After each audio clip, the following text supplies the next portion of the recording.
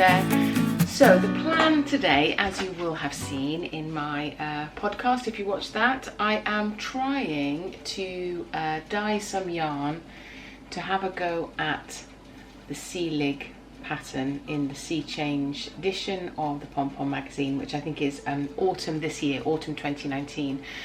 So I've never done brioche before, so it needs 6 skeins, 3 of it's pretty much a solid and 3 of speckled or variegated.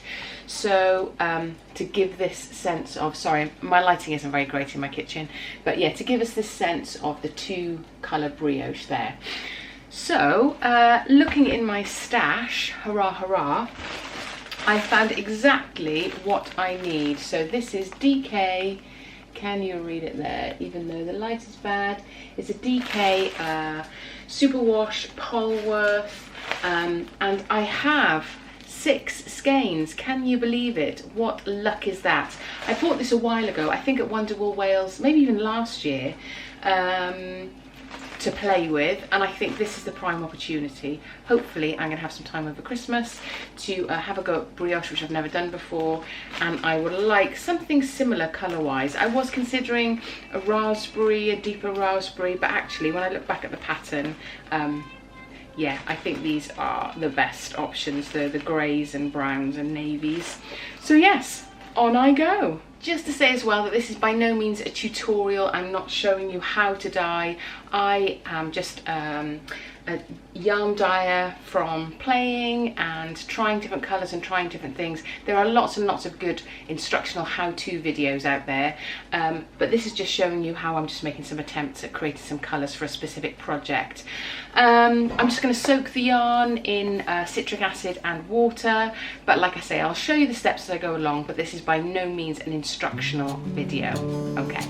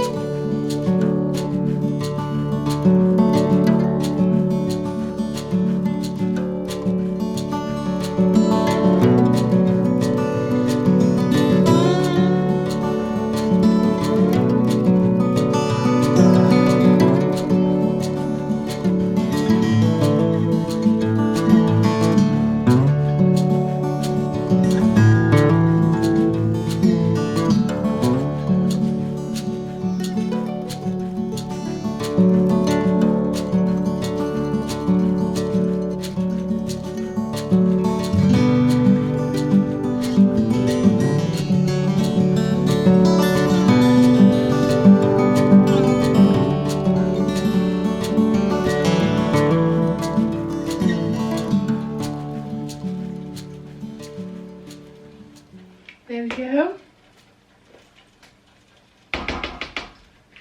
So, leave that to soak for about half an hour, 40 minutes. Citric acid and warm water. I tend to use the string rather than the plastic ties. Better for the environment. You can reuse them. So, coffee time, I think. I have been playing with some colours, and I know that I want it to be quite dark, that solid-ish colour, with just little hints of blues and browns and maybe golds. So I think what I'm going to do is, these are the sorts of colours that I've been mixing up. So, but I want the main colour to be quite dark, quite deep grey black. So I think what I'm going to do is have a dye pot of black, but put the skeins in still in the hank, so there'll be areas where the dye doesn't get to. And then I'm probably going to open them out a little bit and then maybe add a little bit more colour. See what happens. If the worst comes to the worst, I can just over dye the whole thing, but I think that's what I'm going to do. No idea how it'll turn out. It's only playing with what I've seen on YouTube and starting to kind of develop colours myself. So we'll see. What have we got to lose?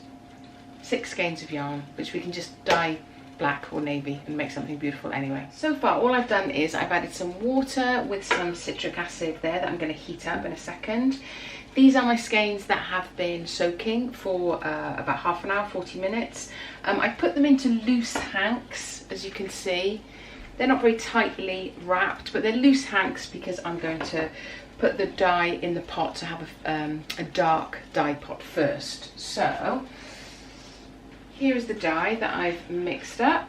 It's just a black jacquard dye, I think this one is. So I'm just going to pour some of that in there. Give it a little stir. And we'll see how dark that might be. Let me get some tissue. Let's have a look. So yeah, that's quite dark greyish, but I think I'll probably add the whole of the pot.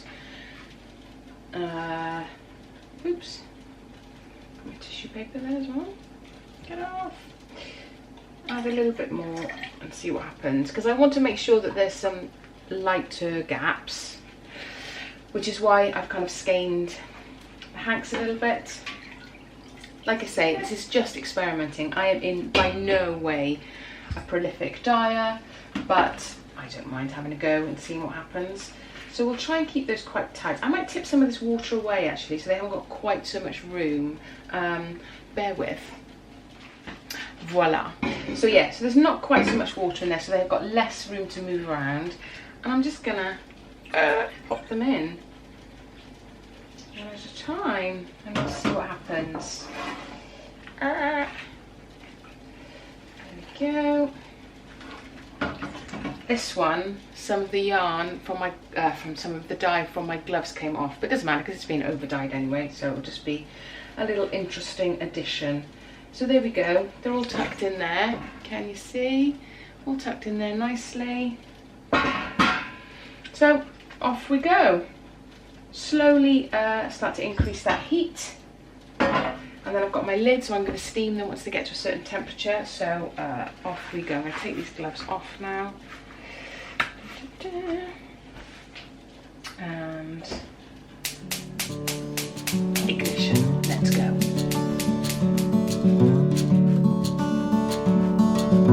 And these 3 skeins, I just want to make sure that they have very little colour, that there's lots and lots of cream and white in there. So those, the darker black grey ones are cooking away nicely, slowly raising the heat there. So these ones I'm going to try and paint a little bit with my 3 colours. I've got like a yellowy chestnut brown. I've added more water to that black colour that I put in there, so it's not as dark. Can't quite see you. And then I've got like a vibrant blue as well. So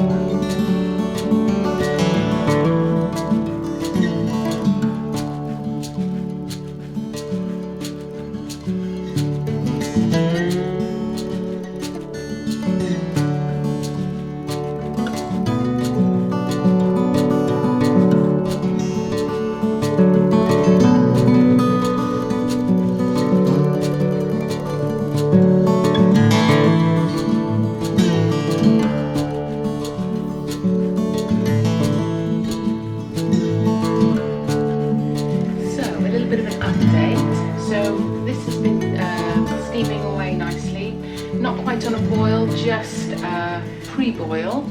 And as we can see from the jug, there's very little dye left in there now, so that's taken quite nicely. It's really quite dark, but hopefully when I open the skeins out we'll find some lighter sections in there. So I'm going to keep that on there. This one obviously we want it to be a lot whiter with just some flashes of colour, so that's steaming away quite nicely. Not too sure about the yellow, might try and darken that up later, but I think it'll be quite a nice flash with the dark grey. So yeah, I'm going to turn that up a little bit to get it to a simmer, and then it'll steam for a while and we shall see.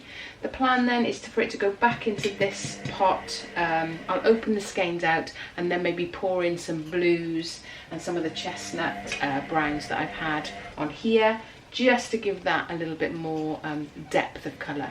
We'll see. Okay, catch you later. Can't get my rubber gloves on. Okay, so excuse the gentle hum of the washing machine in the background. So as you can see, let me get my jug. Pretty much all the colour from the black dye pot has gone now. So I've allowed this to cool down a little bit. Let me get my tongs. So if we pull one out carefully, then we can see that it's pretty black, but can you see there are tiny areas of lighter colour, and if we open that out, you see there are real flashes of white, so we'll be able to fill those with a different colour, a different dye bath. So what I'm going to do is I'm going to take these out, unravel them, reduce some of the water in here so that when we pour some more colour in, it doesn't just completely dissipate. We can be a little bit more selective on where we pour this. So we've got to be careful because this is superwash yarn, but if it wasn't, then the huge drops in temperature, cold, hot, then that has an issue on the yarn and it can start to felt, obviously. So I'm just going to let it cool down a little bit more, and then we'll have a go at opening it out and adding some more colour, see what happens. Okay, bye.